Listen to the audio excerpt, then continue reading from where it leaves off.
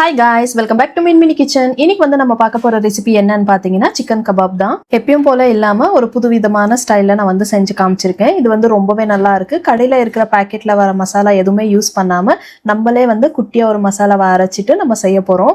இது வந்து ரொம்ப டேஸ்டா ரொம்ப நல்லா இருக்கு. கண்டிப்பா நீங்களும் ஒரு வாட்டி வீட்ல ட்ரை பண்ணி பாருங்க. எப்படி வந்திருக்குன்னு கமெண்ட் பாக்ஸ்ல கமெண்ட் பண்ணுங்க. இந்த ரெசிபி உங்களுக்கு பிடிச்சதுன்னா ஒரு லைக் ஷேர் கமெண்ட் பண்ணிட்டு என்னோட சேனலை வந்து சப்ஸ்கிரைப் பண்ணிக்கோங்க. வாங்க வீடியோக்குள்ள போலாம். ஃபர்ஸ்ட் நம்ம வந்து மசாலா வரைச்சிடலாம். இந்த மாதிரி குட்டி ஜார்ல ஒரு 4 இருந்து 5 பச்சை மிளகாய் வந்து சேர்த்துக்கலாம். அதுக்கப்புறமா வந்து கொஞ்சமா கொத்தமல்லி, அதுக்கப்புறம் கொஞ்சம் வந்து கருவேப்பிலை. நெக்ஸ்ட் வந்து இஞ்சி பூண்டு பேஸ்ட் சேர்த்துருக்கேன். நீங்கள் வந்து இஞ்சி கொஞ்சம் பூண்டு கொஞ்சம் வந்து அப்படியே கூட சேர்த்துட்டு அரைக்கலாம். என்கிட்ட பேஸ்ட் இருந்ததுனால நான் 3 டேபிள் ஸ்பூன் சேர்த்துருக்கேன். அதுக்கப்புறம் ஒரு ஸ்பூன் வந்து சோம்பு, ஒரு ஸ்பூன் வந்து மிளகு, காரம் வந்து இன்னும் வேணும்னா 2 ஸ்பூனாக கூட சேர்த்துக்கோங்க. அதுக்கப்புறம் சீரகம் ஒரு 1/4 டீஸ்பூன் சேர்த்துட்டு நல்லா ஃபைனாக பேஸ்ட்டாக அரைச்சிக்கலாம். கொஞ்சமாக வந்து தண்ணி சேர்த்துக்கோங்க. அதிகமாக தண்ணி சேர்க்க வேண்டாம். இந்த அளவுக்கு இருந்தால் மட்டும் போதும். அடுத்தது நம்ம வந்து சிக்கனை மேக்னேட் பண்ணி வச்சிடலாம். அதுக்கு ஒரு பெரிய பவுலில் எடுத்துக்கலாம். அதில் 2 டேபிள் ஸ்பூன் வந்து கார்ன்ஃப்ளவர் மாவு சேர்த்துருக்கேன். ஸ்பூனோட அளவு பாருங்கள், 2 ஸ்பூனாக சேர்த்துருக்கேன். இதுவே நீங்கள் சின்னது எடுத்தீங்கன்னா ஒரு 3-4 டேபிள் ஸ்பூன் வரும்.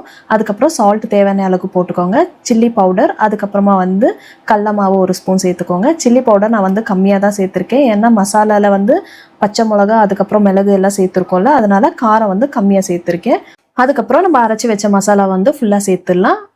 அப்புறம் வந்து லெமன் ஜூஸ் ஒரு 2 டேபிள் ஸ்பூன் சேர்த்துருக்கேன்.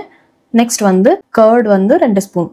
கர்டு இன்னும் உங்களுக்கு வேணும் அப்படின்னா இன்னொரு ஸ்பூன் கூட நீங்கள் சேர்த்துக்கலாம். எல்லா மசாலாவும் வந்து எடுத்து வச்சுட்டேன். இதுக்கப்புறமா வந்து எல்லாமே மிக்ஸ் பண்ணி விட்டுடலாம்.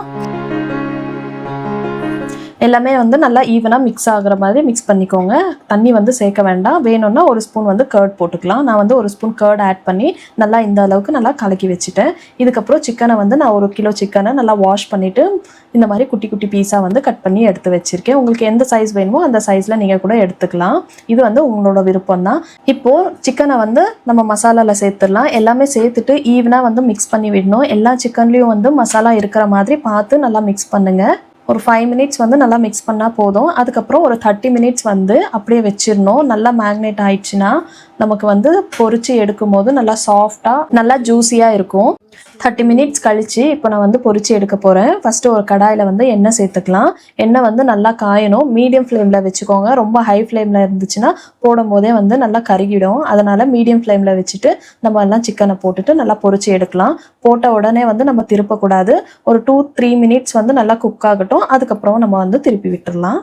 எல்லா சிக்கனும் ஈவனாக குக் ஆகிற மாதிரி எல்லாமே திருப்பி விட்டுட்டு ஒரு 2-3 மினிட்ஸ் வந்து நல்லா குக் பண்ணுங்கள். உங்களுக்கு ஃப்ளேவருக்கு வேணும்னா கொஞ்சமாக வந்து கருவேப்பிலை சேர்த்துக்கோங்க. சேர்க்கணும்னு அவசியம் இல்லை, விருப்பம் இருந்தால் சேர்த்துக்கோங்க. இந்த மாதிரி நல்லா ஈவனாக வந்து குக் பண்ணி முடிச்சிட்ட பிறகு நம்ம வந்து எடுத்து ஒரு பிளேட்டில் போட்டுடலாம்.